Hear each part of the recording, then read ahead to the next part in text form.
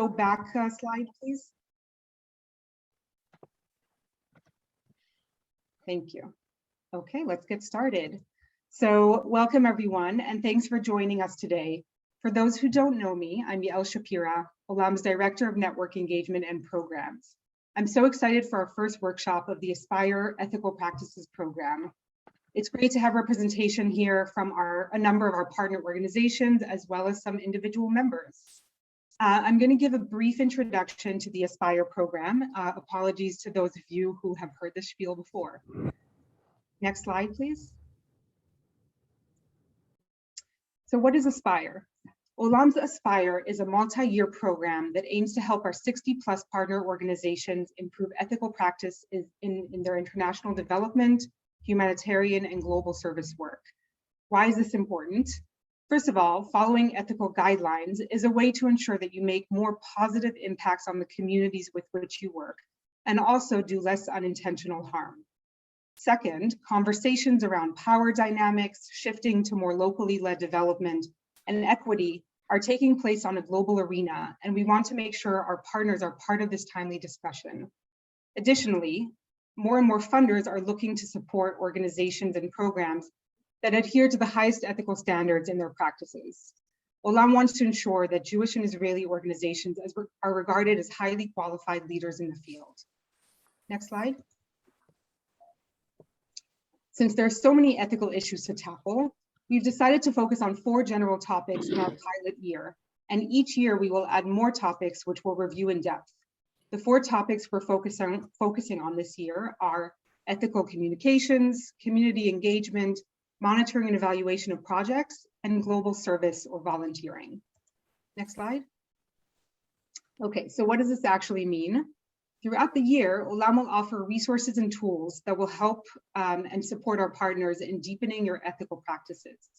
These resources include a self-assessment survey that will allow you to assess your work in the 4 topics and get a score that places you on an ethical spectrum. It's a great starting point to evaluate where you excel in your ethical work and where you can be doing better. Thanks to those of you who have already taken it. If you have not, but are interested in taking the survey, please reach out to me.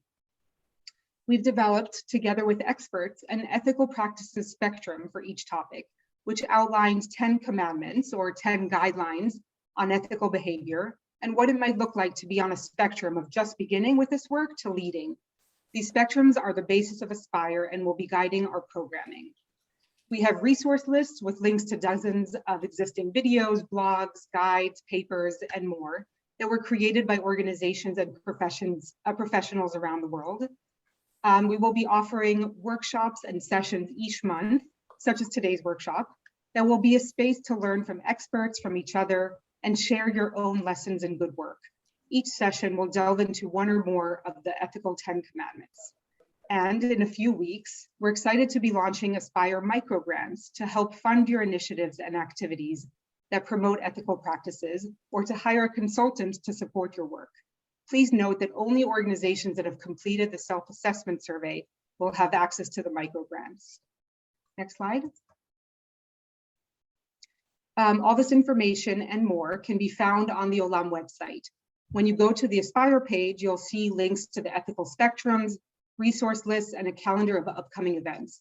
Check out the link that's being put in the chat. Next slide. Today's workshop falls under the topic of ethical community engagement. The second of the 10 commandments is adopt a code of conduct for community engagement. We think that in order for an organization to carry out its community engagement and partnership work in the most ethical way possible, it must have a set of written guidelines that direct the work. As you will see, we've defined a leading organization as one that has ethical guidelines or code of conduct for community engagement and has trained all staff to follow them. There's a plan in place to ensure utilization, and it is periodically reviewed to ensure learning and relevance. Next slide. I'm delighted to have one of our partners, Ophelina Miech, to give a presentation to introduce you to ethical policies and guidelines in international development and humanitarian aid. She will provide an overview and practical advice for those who want to move forward with creating your own ethical practices, ethical policies. This is a huge topic that we can spend hours on, so keep in mind that this is just a first step. We will be sending you a follow-up email with her presentation and many useful resources, and you are always welcome to be in touch with me for support on how to incorporate what you learned today into your organization. Following Ophelie's presentation, another partner, Jamal Al-Kurnawi, will share briefly an example of how his organization developed and uses a code of conduct. And in the last 20 or so minutes, we'll leave time for you to ask questions and share about your own experiences with codes of conduct. I know that some of you have already developed some or in the process to. We'd love to hear from you and also from those who are just getting started. Please take note of your questions throughout the presentation, and there will be time for Q&A in the end. So before passing it along to Ophélie to get us started, I'm going to do a quick poll to get a sense of how many of you already have a code of conduct. There's no wrong answer here. Now we just have to figure out how to do the poll. Okay, so take a few seconds to answer this question.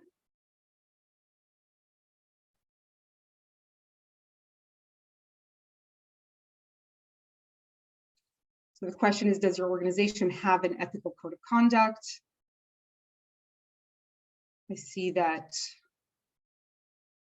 the majority does not have one.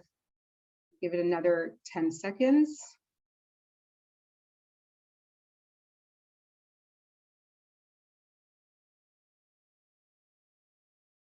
Okay.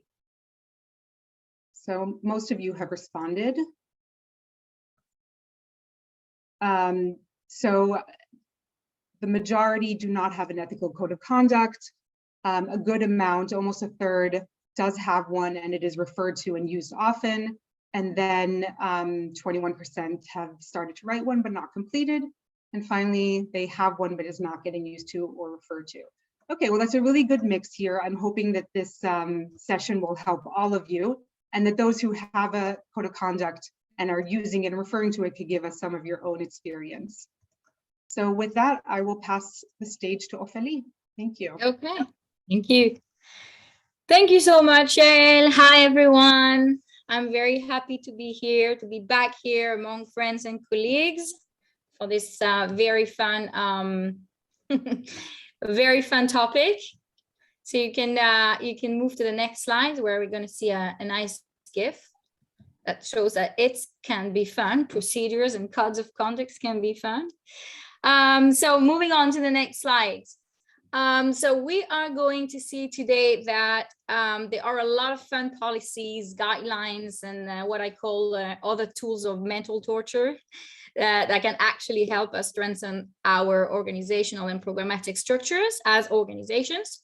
So you may think that this is not right now on your top priority list. I'm sure that you may be very busy with other topics. You may be a small or medium-sized organization and you have a lot of things to take care of, fundraising, managing projects.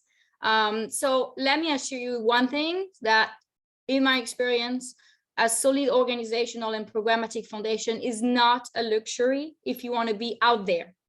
And by out there, I mean performing well in the sector, in the humanitarian development sector, with meaningful, impactful programming, and also be recognized as such, by your peer organization in the sector, by the partners, and of course, by donors. So why is that? Why it's not a luxury for us? So first, I think really policies and guidelines can provide a framework guiding how the organization defines itself, how it operates, how it progresses, and how it is seen, how it is perceived. They can positively influence people, your staff, but also your partners, the donors, and create an overall organizational mindset that is favorable to growth, right? So we will see that they set forth your values, what's important to you as an organization, what you care about, and ultimately it will help you do better work and be recognized as doing so by others. That's very, very important, your visibility, okay? Second, in our sector, the humanitarian development sector, probably more than any other sector, I would say, everything we do has to demonstrate a strong duty of care, responsibility, accountability to the people that we work with or the beneficiaries, like some of us call, the partners, of course, and obviously also our own staff. That's quite important. And this is something that I'm not seeing, unfortunately, enough, paradoxically, in humanitarian organization. So basically, all of this needs to be institutionalized in the spirit, in the structure of our organizations. Number 3, even if we are, that's a very important point, I think, even if we are small entities, small organization, we should remember that if we work in humanitarian or development or global service, our work is automatically part of a much larger system, much bigger than ourselves, okay? And so basically, it requires us to respect some sort of professional codes, some good practices that are defining our sector. We are not operating in a vacuum. And so this does not mean that we have to behave like sheeps, you know, like be formatted in a certain way, like the UN or things like that. No. We can still shine with our agility, with our flexibility or innovativeness. Those are things that Israeli and Jewish organizations demonstrate quite well, right?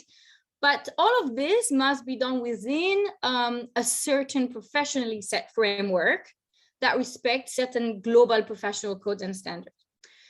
Number 4, I'm sure that all of you guys have already good practices in place within your work, and you operate already according to a set of values.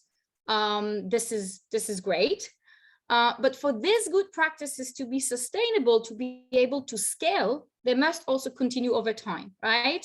So it means beyond the changes in your HR management or beyond the HQ, a strong institutionalization of good practices can really help create a unique narrative, a brand around your organization. I think this is quite important.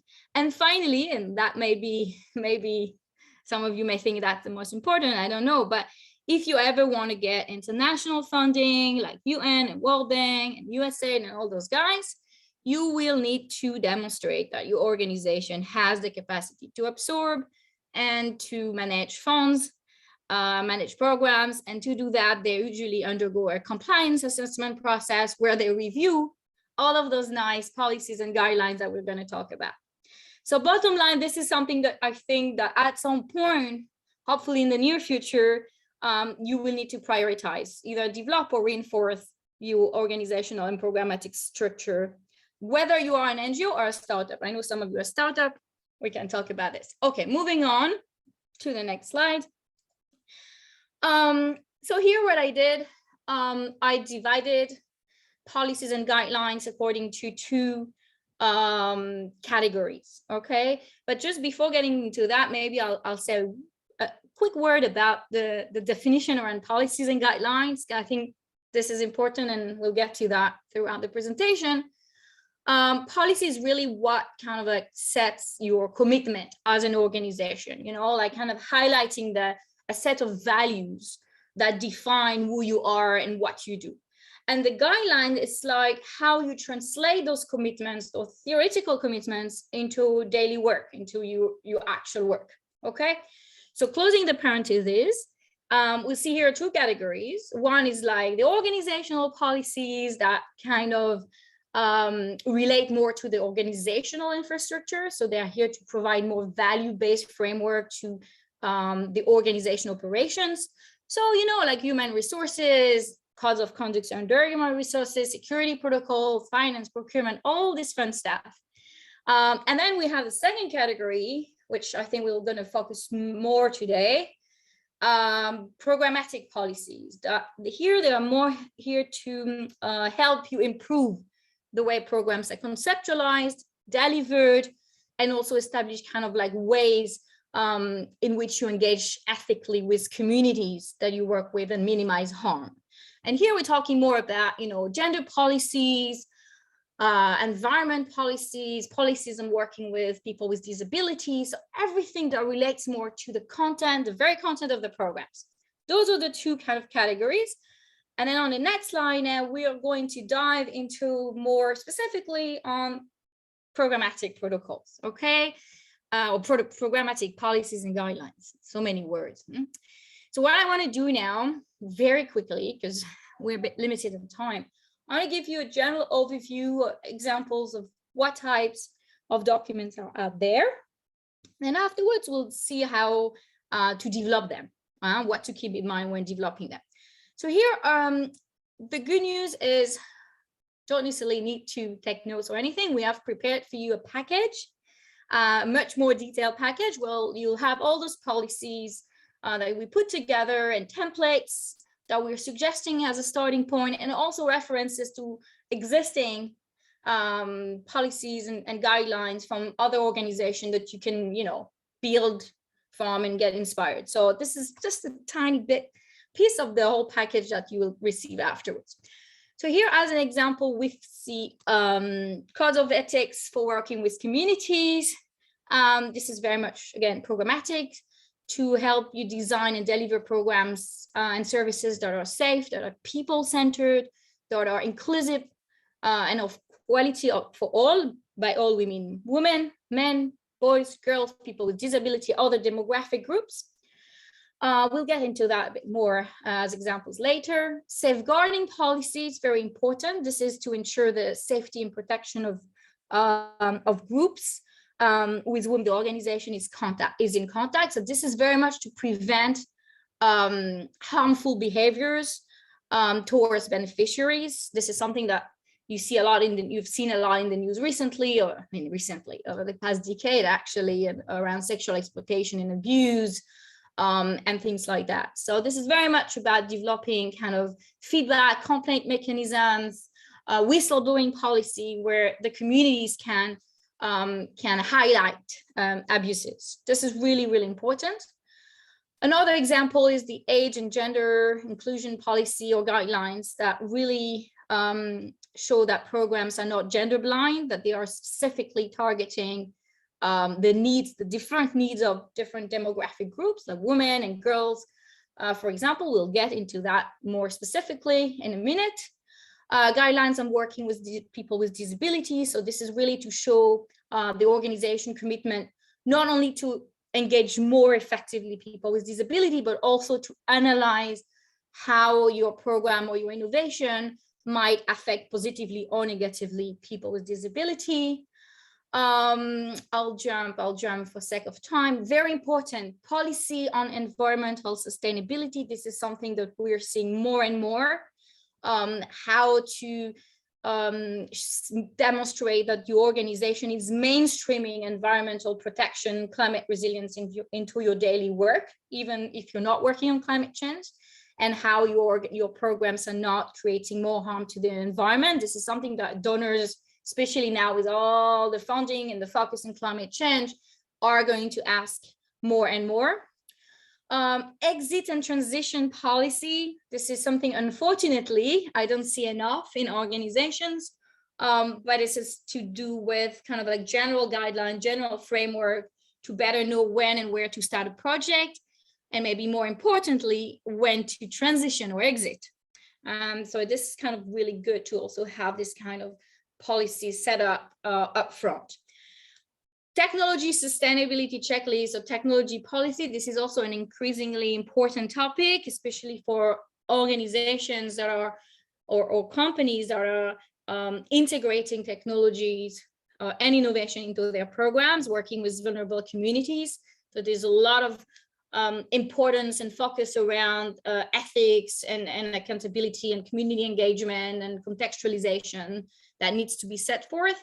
And the last example I put here is the capacity of local partners assessment. This is kind of like all the guidelines that we can follow to identify national partners and assess their capacity to work with us, because we also have a certain responsibility in that respect. So this is kind of really, again, very, very rapid overview of the type of policies and guidelines we have had there. And now let's dive more specifically in the next slide on how, it may seem, all of this may seem a bit overwhelming. I'm with you. And so where do we start as an organization? How do we find ourselves into this creative mess, right? So since, as we said, it is all about good and safe and people-centered programming, you may say, and I've heard that before, that this is what you do anyway, right? This is what you do already. Why do you need papers to show that? So how will you ensure that this intuitive good practice of yours, the one that you have now, will continue over time? That the next person after you or the next manager will follow them in a consistent manner? Or how will you ensure that international partners or partners in general or donors knows that this is what you do? So the answer again is by documenting all of those commitments and guidelines in writing or visually. So now we're going to see how to do that specifically. And this is a general recommendation. I think people may have different ideas, different direction, but this is, I think, something from my experience I would suggest. So the first step would be to start with a short general document listing your commitment to a certain set of principles as a starting point. Okay, so you can have like a sort of organizational charter setting up your general commitments. This will be like more the policy part, you know, like commitment on gender policy, on environment policy, and then you combine it with short, you know, guidelines on how your organization is translating those commitments into practice. So it can be, again, a very short general document where you could see maybe like 3 columns, I would say, like 1, your general policy or commitments, and then for each theme, 3, 4, 5 bullet points to, you know, highlight your guidelines. And then very importantly, maybe in the 3rd column or at the bottom of the document, referring to existing set of standards and highlight your commitment to abide or to integrate those standards, because there are a lot of really interesting and existing international guidelines that I think are important to be referred to. So I'm listing a few examples here. All of you who work in humanitarian setting probably know the Sphere Handbook, or the core humanitarian standards, or more interestingly, or at least the one that I like particularly, is the UNICEF minimum standard of community engagement for both humanitarian and development settings that established 16 standards that can help us develop our own policy when it comes to engaging communities, communicating with communities, reporting to communities. So it has all of this really simple, realistic framework that can help us. So basically, bottom line, in that general organizational charter, you'll have 3 points. You'll have your basic commitments or your basic policies, gender, environment, like thematic. And then your small guidelines, you know, like not more than 5 bullet points, and then reference to broader framework. This is the starting point, okay? Could be 3, 4, 5 pages. Then moving to the next state, the next slides, once you have created this sort of organizational charter that informs your work, then you can dive more specifically into developing more targeted policies and guidelines on each core thematic that we mentioned: gender, people with disability, environment, and so on. So you have your sort of manual or organizational charter, and then maybe a link to maybe more specific guidelines, slowly, little by little, you know. So you start general, and then you dive into more specific. So let's take an example with gender, age, and disability, okay, which is one of my favorite topics. So here, before getting into that, I just want to, again, another small parenthesis. When I say gender policy, there's two. I'm not talking about the gender policy from an HR point of view, which is under the organizational policies, where you talk about recruitment and diverse recruitment and inclusion and recruitment. No, talking about programmatic, okay, gender policy integrated into programs. So closing the parentheses, I don't think you can find today a project proposal that will not ask you how your program or your innovation reflects the specific needs of each demographic, especially women and girls. So here it's good to have this kind of specific policy in place and guidelines to inform your program and to demonstrate your organizational approach on these topics. So here my suggestion would be to have assert your commitment to address the specific needs of those demographic groups. So this is the policy part. And then demonstrate how you do that. So the guidelines. So this may include, for example, making sure that your programs or innovation target at least 60% of women beneficiaries as an indicator. It's an example, 60, some are 70%. But very importantly, something that we have to stress, gender, age, or inclusion policies are not just about targeting more women or more youth or more people with disability. No, it's about showing that your organization knows how to analyze how gender roles, social norms, age norms will affect or be affected by your project or your innovation. And I'm sorry to interrupt. We have just 4 or 5 minutes. I suggest you move forward. I know you have a lot. 4 or 5 minutes. Okay. So yeah, okay. I'll finish. Wow. Okay. So yes. So yeah, let me just give okay. So this is example. So in summary, let's summarize here. You need to kind of write your commitment, as I mentioned, list the different activities that you do to embrace gender sensitive approach, so using a gender analysis, using different tools to reflect that. And of course, once again, referring to existing protocols, policies that exist out there. And here we're offering a few examples that you can utilize when developing your specific policies. So moving on to the next slide. So now that you have, let's say, written your nice policies and guidelines, the point is not to really stock them in a shelf and then leave them there. We really need to turn them into action to make sure that the actual programs are informed by those values and principles. So here there's a few suggestions. First, about sharing and dissemination. We need to make sure that the staff knows that it's there, that it's easily accessible. So you can create like, a specific page on your website. I think a misconception is that those policies are internal. No. You want them as visible as possible. And I gave you here an example, a really cool example of Handicap International, which is now Humanitarian Inclusion, that really give visibility to all its policy, and I really encourage you to use it. And for those of you who work in places where access to internet is challenging, what I would recommend is to distribute, a USB key with all the different policies. And then we have briefing training for the staff. So your organization may want to regularly organize short briefing for the staff, on the selected topics every quarter, 1 quarter gender, 1 quarter environment, and so on and so forth. And organize once a year, maybe a more comprehensive training for the staff. And I think here, in my experience, simulations work quite great with,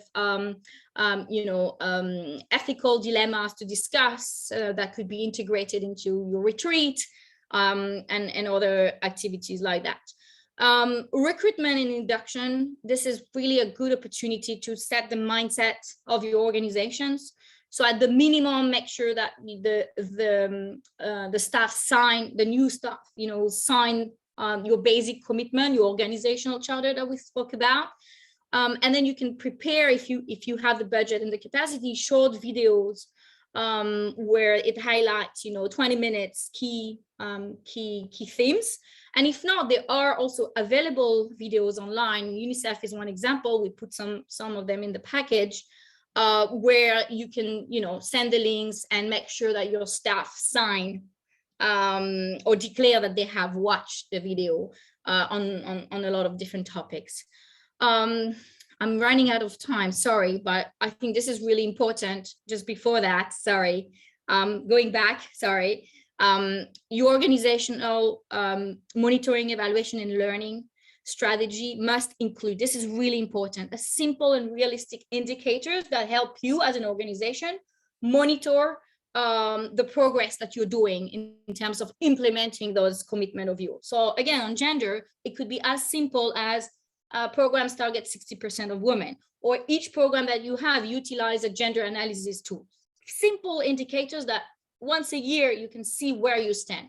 This is really to translate, again, the whole theory into practice. Last slide. I mean, it's not last slide, but moving on, yeah.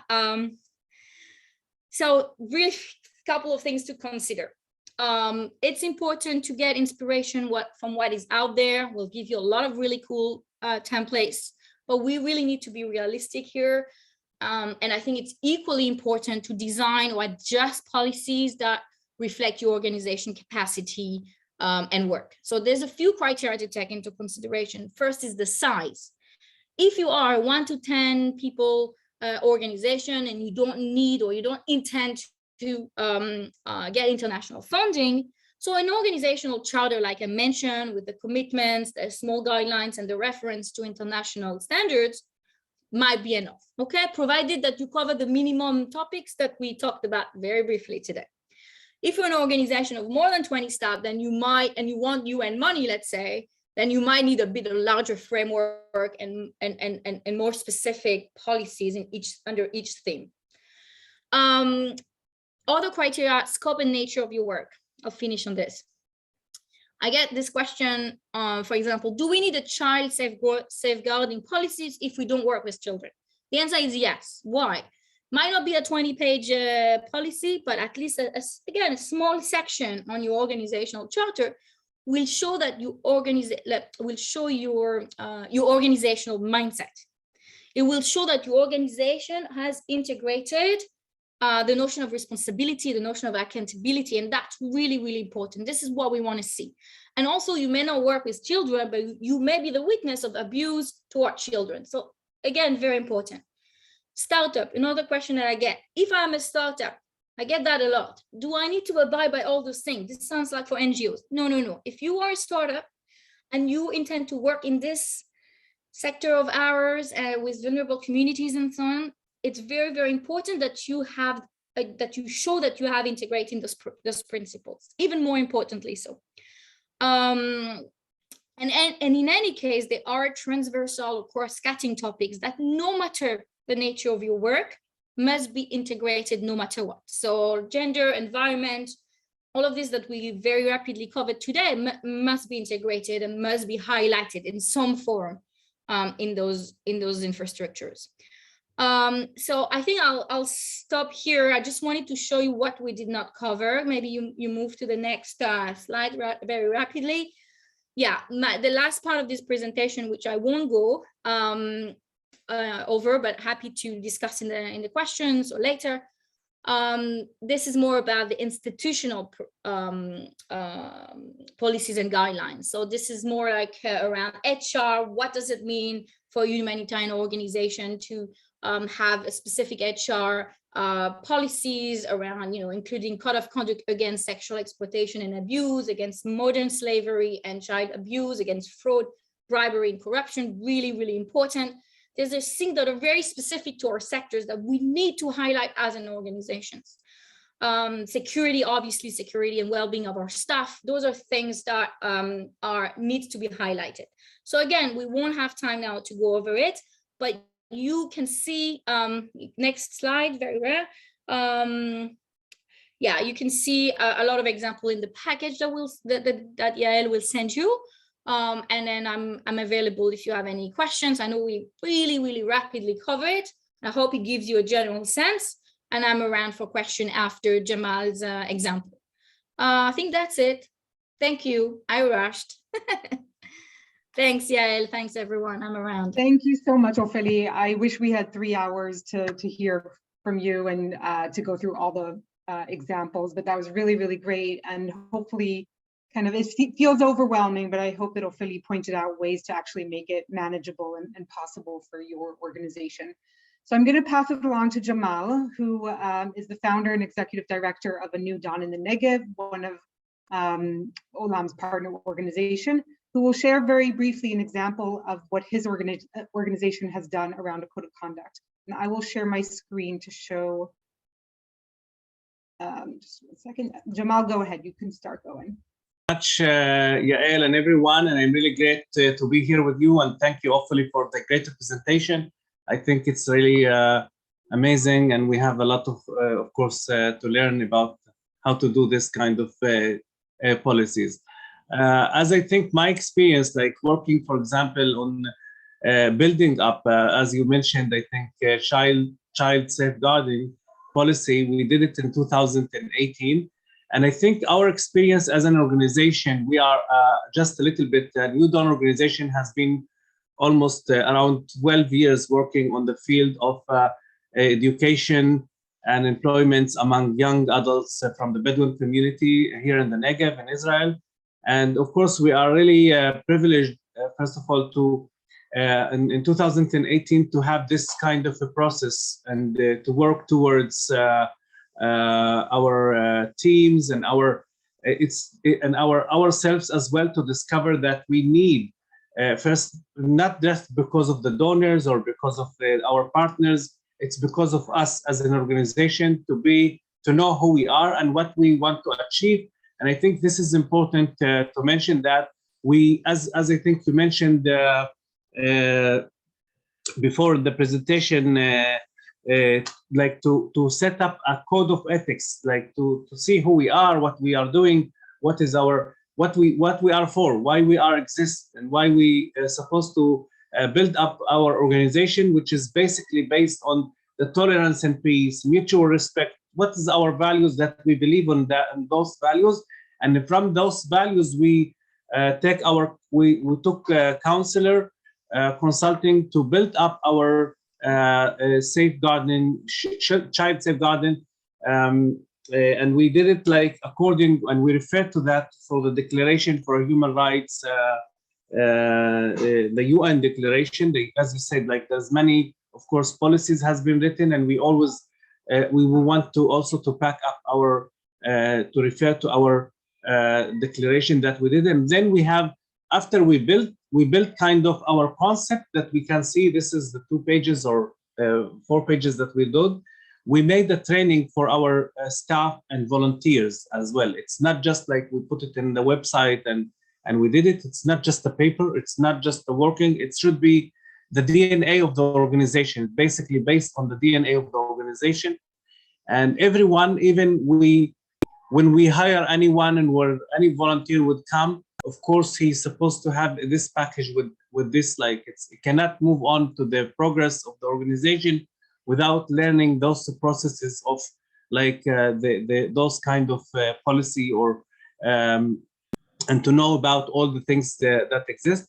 We have it in Hebrew and we have it in Arabic as well, not just in English. But unfortunately, as we said, like in our website anyway, we need to renew our website, and this is why we are almost years. It's also our capacity in our website is limited.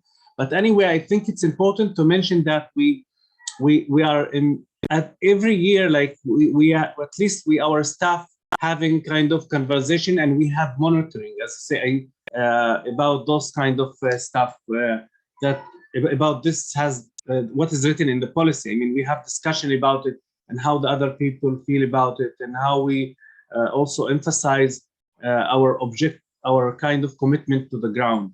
And we have also someone from our organization who are responsible on this kind of like there's if anything will happen, there is someone to refer to, which is very important. I mean, like it's not just like to put it, but also should be name of person of the organization staff that is responsible to implement such safety policies that exist. I mean, we are just in you, and I really appreciate this, of course, this panel.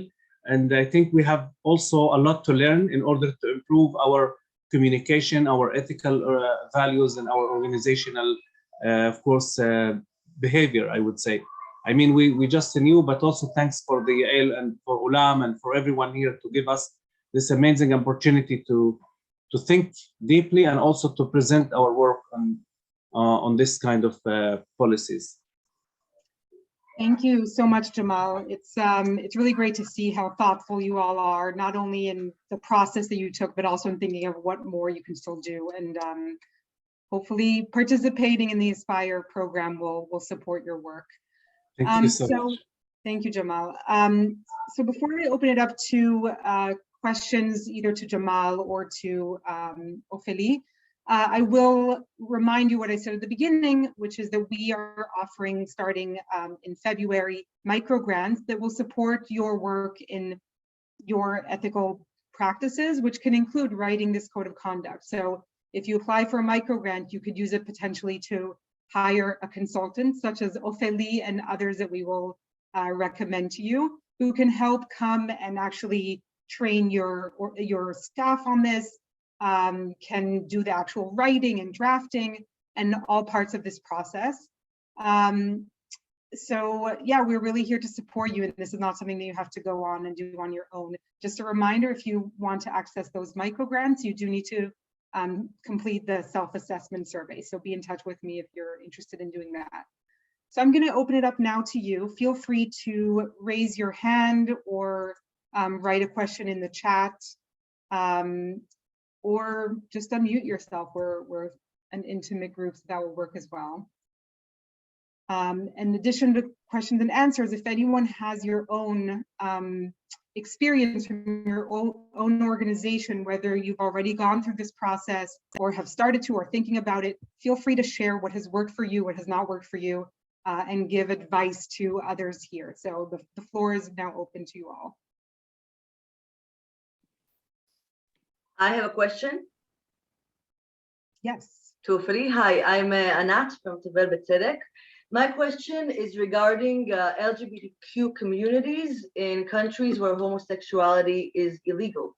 In Tevel, we have had many LGBTQ participants in the past. We are now launching our new program in Zambia, where homosexuality is illegal. So I've been writing the safety protocols, and I'm really trying to figure out how to write a warning alongside with the fact that we as an organization do not discriminate, but I do want them to be safe out there. So how, I really don't know how to just say it, basically. Yeah, thank you so much, Anat, for that. In fact, yeah, this happened also in the past where we had I had to prepare something for the Peers program going to Uganda. And in Uganda, as you know, it's also the same thing. I'm not sure, it was in 2018, but I doubt that it has changed. And here it's kind of really highlighting, as you say, that that two aspect things. Like on the one hand, we are promoting inclusions, but on the other hand, we have the duty to ensure safety and well-being to our staff, right? And we also have to abide by national regulations and cultures, and so we need to find that kind of this kind of compromise, so to speak. So in fact, it's interesting, I was reviewing exactly that yesterday. So in the package that we are going to share with you, there is an example on that. So I think it's as part of the security and health protocols, there is maybe like half a page. Again, it doesn't go really deep into details, but I think it shows how to navigate that that compromise that we're talking. And at the end of the day, because we are here to ensure the safety of our staff, the very fact that you're asking that question is a really great start. Like it's quite rare to see organization immediately thinking about those questions. So I think the fact that you asked that question is a great sign that you're looking at ensuring the safety and the well-being of your staff as a priority. And so there are like some guidelines, general guidelines to say how to do it, what not to do, how to differentiate between your private sphere and your public sphere. And so there's like balance. That was the word I was looking for. This kind of balance between the different consideration. So I invite you to look at it. I can pinpoint more specifically because it's maybe a long package, but around the security and health, there's a few documents, and one of them highlight precisely that. That's amazing. Thank you so much. Yeah. That's Welcome. Okay, thanks, Anat.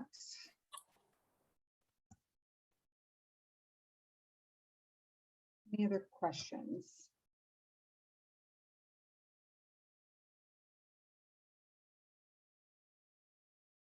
I know that some of you have done really well in developing codes of conduct around ethical communication, community engagement, medical ethics around medical work. I'd love to hear from you how you use them.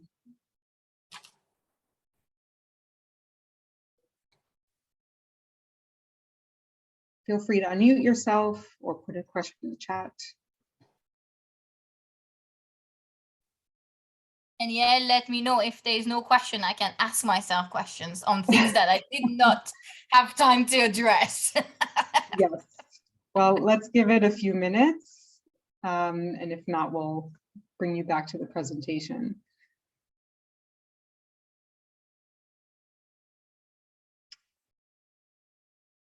Okay, well, no problem. You're welcome to ask questions as we go.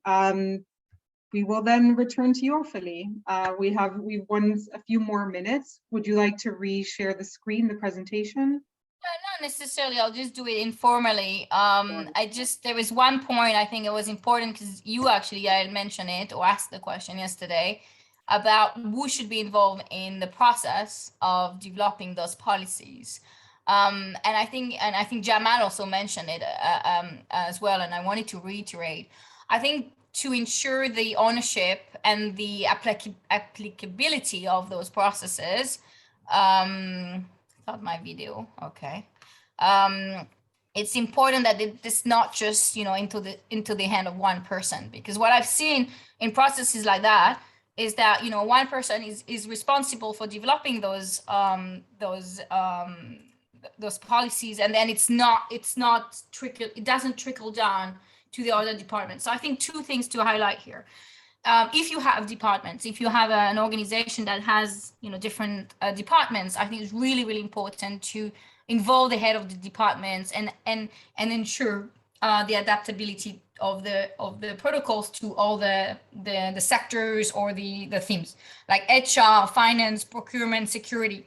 This is number one. Number two, when it comes to engaging the communities, because a lot of those policies are meant to help ourselves work better with communities, it sounds a little bit, again, paradoxical, ironic, and contradictory to set up our own protocols, in, I don't know, Tel Aviv or in HQ, or even in HQ in Nairobi when we're working in the refugee camps. So really engaging as a communities also in preparing those protocols, like something we did, for example, is participatory workshop with community representative to consult on specific question and applicability. And this is when you will see that the feedback mechanism and the accountability mechanism that on paper looks really good, like, oh, you saw it in your UNICEF guidelines and you think putting a box at the entrance of your door is going to tick the box. But then the communities are going to tell you, we never use that. So there's suggest other channels that you would not otherwise see in any of those by the book formats or whatever documents. So I think this is really, really a point that I wanted to highlight, not to forget. Sorry, that's it. Ophélie, I'll also ask you about involving community members and local partners in the process of developing this. Organizations might feel that this is definitely something to do with their local team on the headquarter side of it, but do you have anything to say around, kind of how to involve, how much to involve partners on the ground, especially if it's maybe a global service organization or humanitarian organization that doesn't necessarily have long-term relationships with the same partners? On the contrary, I think this is really a great opportunity to create that trust, to build that relationship, whether you have it or not. And if you don't have it, this is a great, I think, a great bridge or a springboard. If you already have the community trust and rapport, I think it would be quite easy to have this kind of workshop or to integrate a thematic session in other existing activities that you may have, to really consult and engage the communities on specific questions. Again, I gave the example of accountability and feedback mechanism. This is something I've seen over and over again. We have a tendency to just write our policy to tick boxes and to please the donors, which is definitely the wrong starting point, right? And so if we're really genuine about meaningfully engaging communities, then I think this is where it starts. So asking the right questions about, even the question that Anat mentioned. I mean, it could be sensitive in many ways. But those are questions that could be discussed, in a community setting. So asking about what are the channels that you trust? If there is a complaint, if you're witnessing as a community member an abuse or something that makes you uncomfortable in the way aid is delivered, where do you go? What are the channels that make you comfortable? Some people will tell you things that you would not even imagine. And I think that is really important if you want to be genuine about accountability. It's quite important to devote even a small engagement, a participatory workshop or something that will provide questions to some of the answers to some of the questions addressed in those policies. So yeah. So it's not just, basically, bottom line, it's not just about looking at the UNICEF, what UNICEF has as a commitment, because it's beautifully written and you can just copy paste and move on. But very often you'll see that it's not realistic, and in practice it doesn't work like that. So I think really kind of, again, finding that balance between what is out there and what is practical is very important. And the best way to do that is to engage communities in the process. Of course, then you're not going to engage them in your finance protocols or in your, things that are really inherent to your organizations. But anything related to programs, to good programming, even environment and things that may sound a little bit more distant, this is really, really important. So that community part, I think, is a core pillar of how to develop it. Yeah, I just want to comment. I think I totally agree with you. Thank you so much, Ophelie.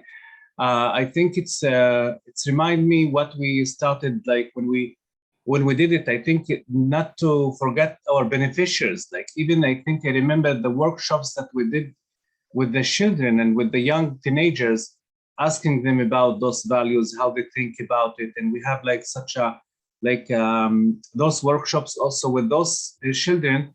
And I think it's like from 2018 until now, I think there's always time. It's a process, like, to question ourselves again, and maybe to ask and to add some new commitment or a new regulation or new laws, that protocols that should be changed, or maybe to remove some others who are not relevant. I mean, it's a process of trying and trying what goes with the community. And I think I remembered some of those workshops among our teenagers.